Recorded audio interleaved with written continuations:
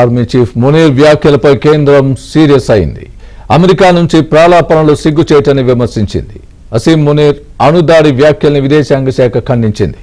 ఇలాంటి బెదిరింపులకు భయపడేది లేదని స్పష్టం చేసింది. జాతీయ భద్రత కోసం కఠిన చర్యలు కొనసాగుతాయని ప్రకటించింది. అమెరికా మద్దతిచ్చిన ప్రతిసారి భారత్పై రెచ్చిపోవడం పాకిస్తాన్ ఆర్మీకి అలవాటుగా మారిందని భారత విదేశాంగ శాఖ మండిపడింది.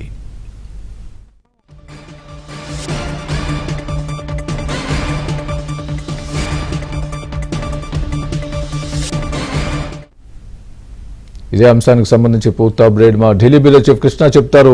కృష్ణ, చెప్పండి, ఏంటి దీనికి సంబంధించి పూర్తి update? Pak army chief Munir వ్యాఖ్యలు ఎందుకు అలా చేశారు? అమెరికాలో ఉన్నప్పుడు ఎలాంటి వ్యాఖ్యలు చేయడాన్ని ఏ విధంగా మనం చూడాలి? ముఖ్యంగా అమెరికా దన్ను చూసుకొని ఆయన ఈ విధంగా మాట్లాడుతున్నారా? ఎప్పుడు అమెరికా వచ్చిన ఈ విధంగానే మాట్లాడతారని విమర్శలు వస్తున్నాయి. మీ దగ్గర ఉన్న పూర్తి అప్డేట్ ఏంటి?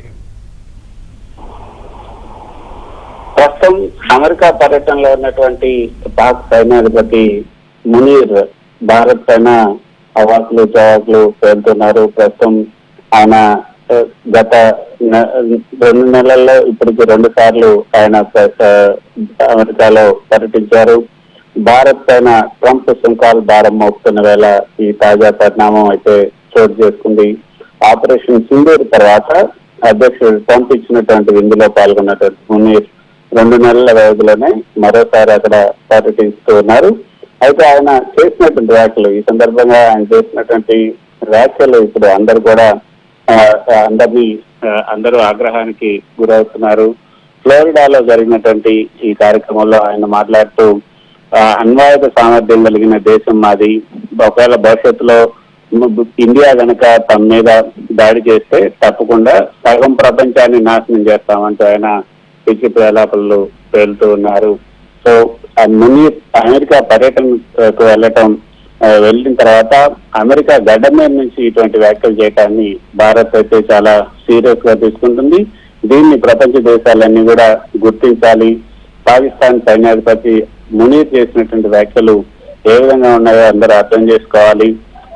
అణ్వాయుధాల వినియోగం పైన బెదిరింపులు పాక్ అలవాటే.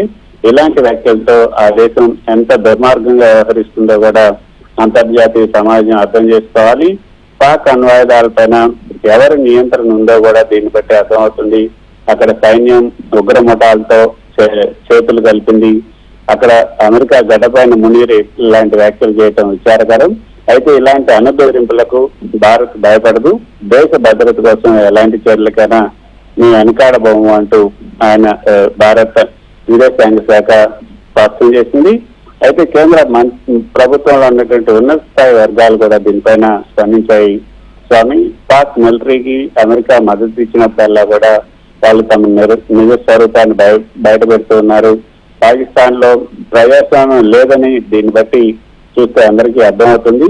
ఆ దేశాన్ని సైన్యమే నియంత్రిస్తుంది. సైన్యం చేతుల్లోనే అక్కడ రాజకీయ నేతలు ఉన్నారు. సైన్యం ఉగ్రవాదుల చేతుల్లో ఉంది. కాబట్టి పాక్ వద్ద ఉన్నటువంటి అణ్వాయుధాలు ఉగ్రవాదుల చేతుల్లోకి వెళ్తే ఎక్కువ ప్రమాదం జరుగుతుంది. ఆ ఉగ్రవాదుల చేతుల్లోకి పాక్ వద్ద ఉన్నటువంటి అణ్వాయుధాలు వెళ్లే ప్రమాదం కూడా ఉంది.